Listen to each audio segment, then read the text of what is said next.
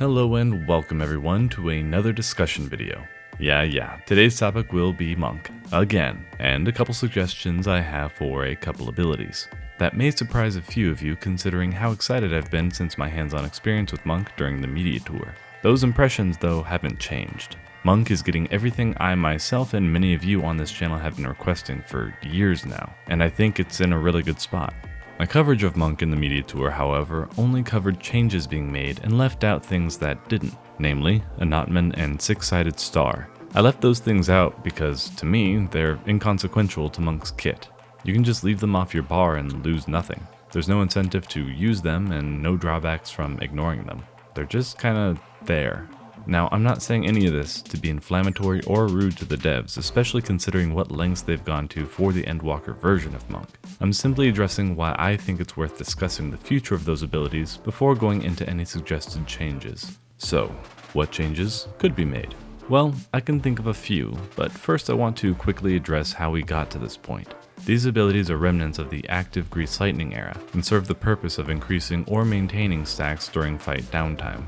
While they were more useful in this era, it was all rather moot considering most downtime in high-end fights lasts longer than even Anatman, or flat out stun you, which ends the effect and runs out your buff timers anyway. And Monk certainly isn't alone in losing buffs this way, as many raiders I've spoken to complained about the transitions like E1S or E8S requiring you to start a fresh opener. Now, the Twin Snakes buff is the only thing Anatman keeps up, but you can reapply it immediately with Form Shift. And yes, there was a time when Anatman was used in your opener to get to Grease Lightning 3 faster by weaving it between GCDs and timing it with regen ticks, but that was always more trouble than it was worth to me, so I ignored that function. I would also bet that use came about from emergent gameplay rather than being intended from the onset anyway. For Six-Sided Star, it was a decent ability for being able to safely move away from the boss while refreshing stacks, but even now there's rarely an instance where I'm away from the boss long enough to make it worthwhile. I'll bring this up later. So now we've covered why these two abilities are in such a weird spot. They were already rarely used when they were released, and then lost the purpose for their existence in the first place. All that's left is to go over some suggestions to give them a new purpose, or make the verdict that they're better off on the cutting room floor to make room for better future abilities or even some auras. I'm going to start with Six-Sided Star because I think it's the easiest to tackle. I don't currently enjoy how it functions for two different reasons. The first being, while the current movement speed is nice, it can't be used as a reaction because it's not an OGCD, nor does it function like a typical disengage. As it stands, you have to anticipate when you're going to need to use it because you not only have to be ready for the danger, but walk yourself out. Compared to Elusive Jump or Hisatsu Yaten, its execution is sluggish in spite of it giving you movement speed. Reason number two is that, as I mentioned earlier, I rarely ever move away from the boss for more than one GCD. This means that by the time I've avoided or done mechanics and gotten back to the boss, I'm typically still waiting for Six-Sided Star's cooldown to wear off so I can keep attacking. While it's serving its purpose and you're not actually losing damage due to its high potency, it doesn't feel good to just sit there, at least for me. Now, with the addition of Thunderclap and Endwalker, it's even more obsolete. So, suggestion time. I would like to see it become a disengage. Gripe at me all you want about, but then it's the same as blah blah blah jobs. It's a good tool to have in a melee jobs kit and doesn't clash with the overall theme of Monk. Most melee jobs also have a form of gap closer, but that doesn't homogenize their gameplay. I would ideally like to see a backstep with similar animations as Thunderclap, or, if they're feeling fancy, have the Monk propel themselves back with a key blast of some kind. Like a short and sweet version of Elixir Field, only in front of you, pushing you back.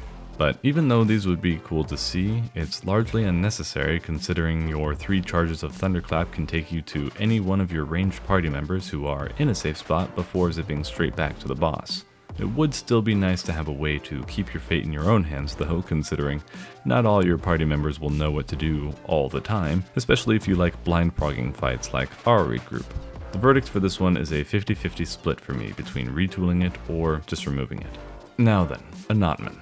I'm going to make these suggestions assuming that Six-Sided Star is either removed or has its damage severely nerfed when being retooled, as it should. I'm also not expecting all these ideas to be balanced. I'm more focusing on either utility or the rule of cool. Anyway, my experience with playing the tanks in the Endwalker Media Tour inspired me. I know that not everyone feels the same way, but I liked the concept of upgrading abilities we already have into more functional and flashy versions. In the same way, my first idea for Anatman would be to make it an upgrade of Mantra. In this version, it would still be channeled, and we could keep that awesome animation because, for all its faults, Anatman is one of my favorite looking abilities in the game. At the start of the animation, Mantra's usual effect would activate on all nearby party members, and the pulse of Mantra's original animation would continue to go out periodically to subsequently heal those members for the duration of the channel. This changes the focus of keeping your buffs up, which we've already established as being rather moot at this point anyway, to being party utility during heavy boss attacks when they're not targetable. The other function it could have would be to absorb chakra from your party without them needing to use attacks, similar to Rahatia in the Monk questline.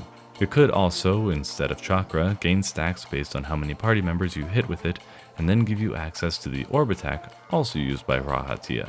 Another idea inspired by the Mediator from the abilities Arcane Circle and, subsequently, Plentiful Harvest from the Reaper's Kit. This, however, would fall into the trap of how Shoha used to function, where you only see it once or twice a fight, so it begs the question if it would even be worth the effort to implement. I have ideas for flashier, crazier damage windows involving Anatman unlocking a combo path for Forbidden Chakra on a longer cooldown, but I think that would be taking too many ideas from Reaper's transformation phase and run the risk of screwing up the overall flow of the core rotation if they were implemented. We've already gotten a lot from the current changes that I'm very happy with anyway.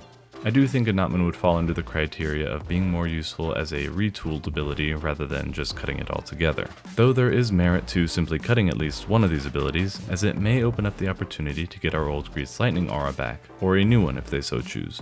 In my interview with Yoshi P, he was concerned there might not be enough character motion data available to add the auras back on in addition to everything else Monk's gotten.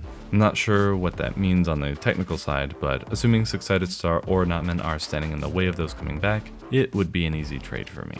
All in all, I think these two abilities were originally added with the best of intentions, but lost a lot of value because fight designs rarely let them see any use. If the team decided to leave these abilities how they are and just focus on new ones, I also wouldn't really mind. But I'm curious about what you all think. Do my ideas have merit? Or perhaps your time playing Monk has found other areas that could be improved with these abilities being retooled in other ways? Let me know in the comments below.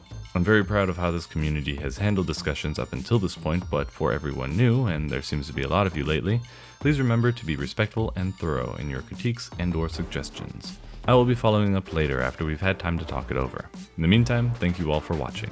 God bless you all, and we'll see you in the next one.